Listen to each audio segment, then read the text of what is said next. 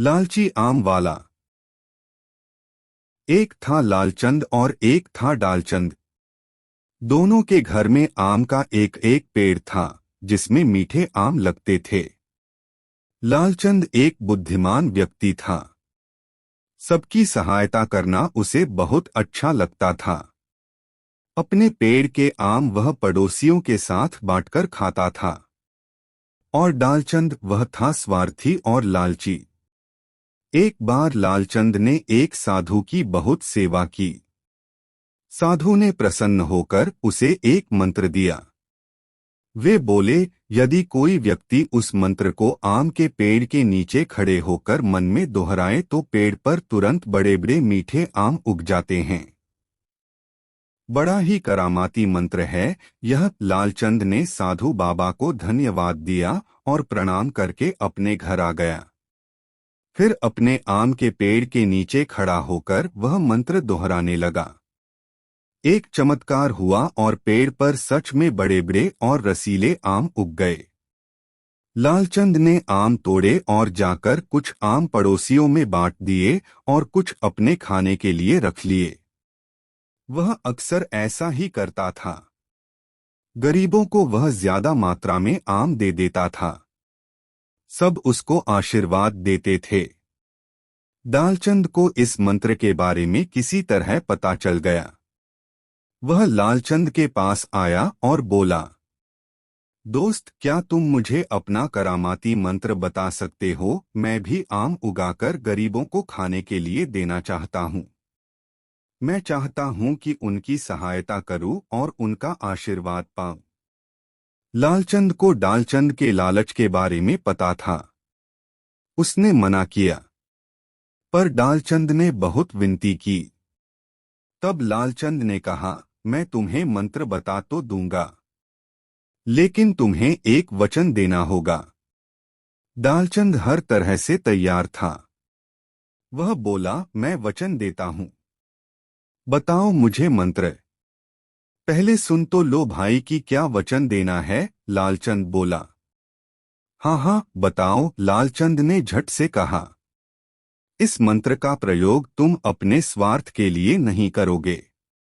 साथ ही इसके उपयोग से तुम अपना लाभ नहीं सोचोगे।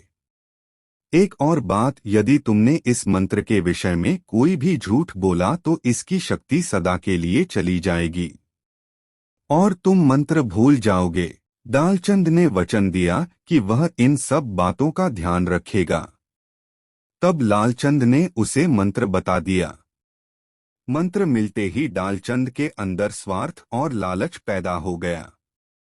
वह मंत्र की सहायता से ढेर सारे आम उगाता था और फिर उन्हें बाजार में ऊंचे दामों में बेचता था। इस तरह उसने काफी रुपए कमा लिए। इस करामाती मंत्र के बारे में राजा को पता चला। उन्होंने डालचंद को दरबार में बुलाया।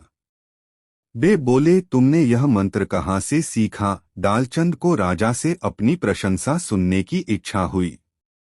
इस लालच में वह लालचंद को दिए हुए सब वचन भूल गया। वह बोला, महाराज, मैंने वर्षों तक अध्ययन करके यह मंत्र खोज निकाला है। यह मेरी अपनी मेहनत का परिणाम है। महाराज बहुत प्रसन्न हुए और बोले, हम चाहते हैं कि तुम हमारे सामने इस मंत्र का प्रयोग करके बताओ। डालचंद बहुत खुश था कि स्वयं महाराज उससे कुछ चाहते हैं। वह बोला, महाराज, आपके बाग का जो सबसे अच्छा आम का पेड़ हो वहां मुझे ले चलिए। राजा, डालचंद और बहुत से दरबारी पेड़ के नीचे पहुंचे। वे बेसब्री से पेड़ पर आम उगने का इंतजार कर रहे थे। सबकी दृष्टि ऊपर की ओर थी, आम के पेड़ की ओर। डालचंद ने आंखें बंद करके मंत्र पढ़ना चाहा, पर वह मंत्र भूल गया था।